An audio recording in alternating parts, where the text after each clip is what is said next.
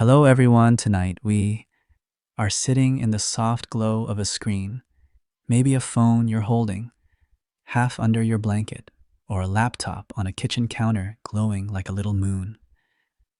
Outside, the world has gone quiet, and here we are, just the two of us. You listening, me whispering. Learning English at night is a strange comfort, like sipping something warm while the world sleeps.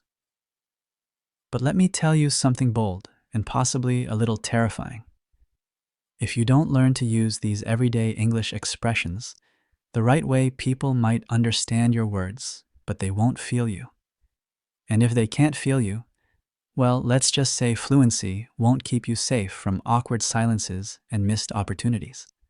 So before you get too cozy, take a second to like the video and subscribe, but only if you genuinely enjoy what I'm doing here. And hey, drop your location and local time in the comments.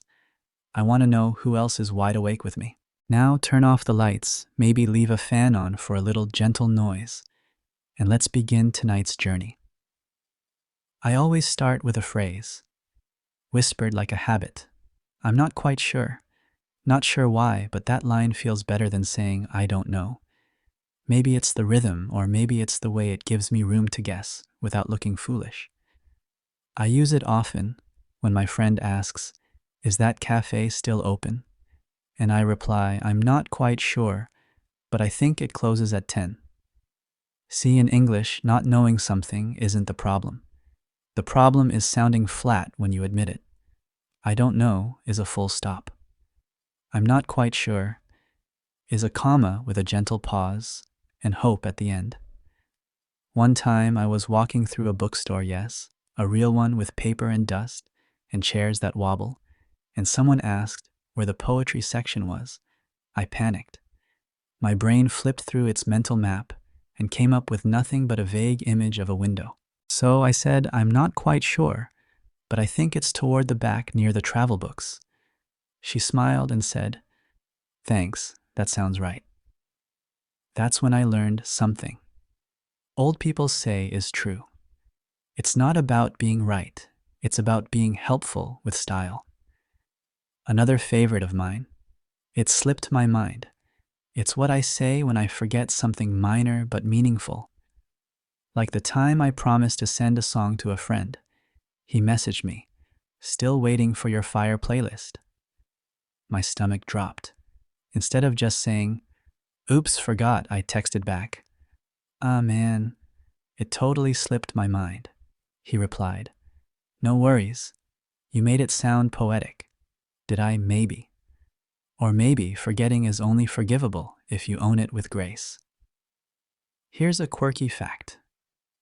The human brain actually recalls things more easily if we tie them to emotion or rhythm. It slipped. My mind has both a little sadness, a little rhythm. You'll remember it better now.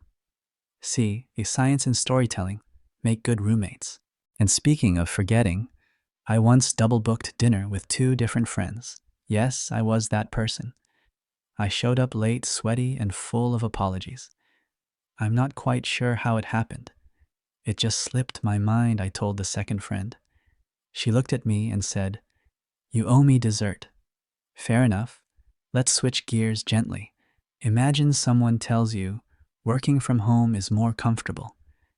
You agree, but you also crave some human contact, right? So instead of arguing, you say, "That's true, but I do miss talking to people face to face." See what happened there? You validated their thought, then added yours like a delicate second layer of paint. There's a phrase for this style of speaking in linguistics. It's called mitigated speech. Fancy, I know. But the idea is simple. You soften your message so it lands gently. And believe me, in English-speaking cultures, people love a gentle landing. Now picture this. You're sitting in a quiet cafe, rain tapping softly on the windows. You lean in to your friend and ask, "Would you mind if I took this seat?" It's not just a question. It's an offering, a dance of respect. We could say, "Can I sit here?" "Sure." It works, but would you mind if I sit here? Makes it about them, not just your needs. That shift from self to other is what fluency feels like. I once borrowed someone's pen during a test. I didn't ask, just reached over. Later, they looked at me and said, "Would you mind asking next time?" Ouch, lesson learned. Since then, I ask everything with that phrase. Even, "Would you mind if I opened the window during Zoom calls?" I mean, yes, it's my window, but your ears are listening. Politeness is like warm lighting, invisible, but it changes the mood of everything. And then there's this gem. Let's play it by ear. My favorite phrase for non-commitment, disguised as chill confidence. It means I don't have a plan, but I'm pretending that's the plan. Friday night, a friend asks, "What time should we go to the concert?" I say, "Let's play it by ear." What I mean is, I don't know how much emotional energy I'll have after my 3 p.m. meeting that might turn into a therapy session. And somehow, let's play it by ear. Sounds cool, relaxed, like jazz. Here's something odd. The phrase originally referred to music. Musicians who don't use sheet music play by ear. Now it's become a way of life. So next time you don't want to commit, try it. Let's play it by ear. Said with a smile, of course. Which reminds me of yesterday. I was supposed to meet my friend at noon, but yeah, it slipped my mind. I texted, "I'm not quite sure how I forgot. It just vanished." She wrote back, "Would you mind if we tried again tomorrow?" I replied, "Sure. Let's play it by ear. Weather looks iffy. Sometimes the right words are a soft blanket for your mistakes. And tonight I want you to tuck these phrases into your mind like bookmarks. Because fluency isn't about having all the right answers. It's about sounding natural while being human. We'll keep going in a moment. But first, it was still raining the next day, and I remember staring out the window thinking about how words can wrap around silence like a scarf. You know, sometimes you don't need the perfect reply, you just need a gentle one. Take. That's true. But, for example, I used it just this morning when my coworker said, "Working from home helps me focus." I nodded. That's true. But I do miss the casual chats by the coffee machine. She smiled, not because I agreed, but because I didn't shut her down. That's the thing about English, it's a language built for nuance. You can agree and disagree in the same sentence, and no one gets defensive. Linguists call it constructive contrast. I just call it kindness in disguise. It reminds me of something my grandmother once told me. You don't have to yell to be heard. She wasn't talking about volume. She was talking about tone. And yes, she said it in Japanese, but I think the spirit lives in this phrase too. Now imagine this. You're at a dinner party. You're hot, a little uncomfortable. You want to open the window, but you don't want to interrupt the flow. So you lean toward the host and say, "Would you mind if I open the window?" It's just 7 words, but it changes everything. You're not demanding. You're inviting. That's what English can do when it's treated like a dance, not a tool. Fun fact. The phrase, "Would you mind if I," doesn't actually require yes or no. In fact, if someone says yes, I mind, they're technically refusing you, but it feels so proper it doesn't sting. That's the power of politeness. Once I used this phrase to ask if I could borrow someone's charger on a train. He looked surprised, then smiled and said, "Wow, that was really nice of you to ask." All I did was phrase the question right. Now let's talk about letting go. And I mean, really letting go. Let's play it by ear. There was this weekend right before a typhoon. My friends wanted to plan a picnic. I hesitated. The wind already smelled like storm, but instead of saying no, I shrugged and said, "Let's play it by ear." It felt like freedom. English is full of ways to stay vague with charm. This one, it's a classic. You're not lazy, you're flexible, you're jazz. A psychologist I once met said people who leave room for spontaneity tend to be more emotionally resilient. I didn't ask her to prove it. I just smiled and replied, "That's true, but I still need my planner." She laughed. See what I did there? Anyway, that brings us to a phrase I use maybe too often. To be honest, I use it when I'm about to say something real but I don't want it to sound rude. It's like cracking open a window before letting in the truth. Once a friend asked if I liked her new haircut. It was dramatic. Very dramatic. I said, "To be honest, I think it'll take a few days to grow on me." She laughed. Then she said, "Fair. Me too." The beauty of this phrase is that it signals sincerity without aggression. It says I care enough to be real with you, but I also care about how you feel. Try it sometime. Just be nice. Now pair that with this one. Let me get back to you. This might be the most responsible sounding phrase in modern English. Imagine this. Your boss asks if you can take on a new project. Your brain is screaming, but your mouth calmly replies, "Let me get back to you on that." You've bought time. You've bought dignity. You've bought space to breathe. One of my favorite moments with this phrase happened in a meeting. I didn't know the answer to a budget question, so I said, I'm not quite sure off the top of my head. Let me get back to you after lunch." Everyone nodded. No awkwardness, just respect. Language is a tool, yes, but sometimes it's armor. That brings us to the warmest one of all. I know how you feel. It's so simple. It's almost invisible. But it changes things. I once said this to a classmate who looked like they were about to cry over a failed exam. I didn't try to fix anything. I just whispered, "I know how you feel. I flunked physics last year." Their eyes softened. They exhaled. Empathy isn't advice. It's alignment. A fun tidbit: MRI scans have shown that when we hear words like, "I know how you feel," our brains actually release oxytocin, the trust hormone. It's the same stuff that floods your body when you hug someone.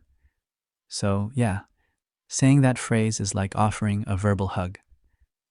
All right, let's tie these together. Last week, I got a message from a friend. "Want to meet up Saturday?" I had a lot going on. Instead of rushing to say yes, I replied, "To be honest, this week's been heavy. Let me get back to you after Friday." She said, "No problem. I know how you feel." I smiled at my phone for 5 whole seconds. Sometimes we think we need to impress people with perfect grammar or big words. But more often, we just need to sound human. Tonight, I want you to pick 2 of these phrases, just 2, and imagine yourself saying them tomorrow. Whisper them before bed. Say them while brushing your teeth. Try them out loud with the ceiling as your audience.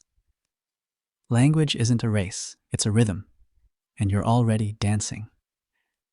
There's something strangely intimate about the moment you ask someone to wait, not just with their body, but with their attention. That's where "bear with me" comes in. I use it when I'm looking for a file during a call, or when my brain stalls mid-sentence and I need a moment to breathe. I've even used it while stirring curry on the stove, phone tucked under my chin. Bear with me, I just need to wipe off the turmeric disaster I caused. It makes waiting sound warm, like we're in it together. Not hold on, not wait, but bear with me, a gentle pause, wrapped in civility. Odd little fact, the phrase dates back to Shakespeare's time. Bear in this sense means to carry a burden or endure something briefly. So when you say it, you're asking someone to carry your pause for just a moment. It's beautiful, really. Now let's move on to something more subtle: disappointment. We all experience it. But how do you say it in English without sounding cold or whiny? Try this. "It's not quite what I expected. A friend took me to a new ramen place last week. The bowl arrived. It looked amazing, but the broth, sweet. Too sweet. I didn't want to ruin her excitement, so I just said, "It's not quite what I expected, but it's interesting." She nodded slowly. Same. That phrase let us both admit a tiny letdown without stepping on anyone's joy. Language gives us tools to be honest and kind. We just have to reach for the right ones. Then there's this one of my favorites. That reminds me, it's such a soft transition, a memory stitched into conversation. I was once on a train chatting with a stranger about books. She mentioned she loved mysteries. I smiled and said, "That reminds me of this Agatha Christie novel where the detective hides in plain sight." Her eyes lit up. We talked the rest of the ride. That phrase, "that reminds me," is how you make connections. It keeps the conversation alive. Organic, human. Also, side note, neurologically we form stronger language patterns when we attach them to personal memories. So every time you say, "That reminds me," you're reinforcing your fluency with something deeply you. And when you're sharing useful information, but you're not 100% sure, there's a perfect phrase for that too. As far as I know, a friend once asked me if the gym was still open after 10. I replied, "As far as I know, it closes at 9. And even though I wasn't totally sure, it sounded confident, trustworthy. It's a phrase that gives you room to speak without pressure. It's humble. It's useful. It's very, very native. Here's a true story I once told someone. As far as I know, that shop sells vegan pastries. Turns out it didn't. But they weren't mad. Why? Because I'd already added the "as far as I know" cushion. It made all the difference. Let's weave these together. Picture this. Your friend's nervous about an interview. You say, "I know how you feel. I was a mess before mine." Then you pause. Bear with me. "I think I still have that cheat sheet I used." You rummage through papers. "That reminds me, don't forget to ask them a question at the end. As far as I know, they love curious candidates." It's not flashy. It's not even perfect. But it's real, fluent, kind. Speaking of real, here's one more. "I've got a lot on my plate." We say this when we're busy, overwhelmed, or just quietly stressed. I used it last week at a cafe.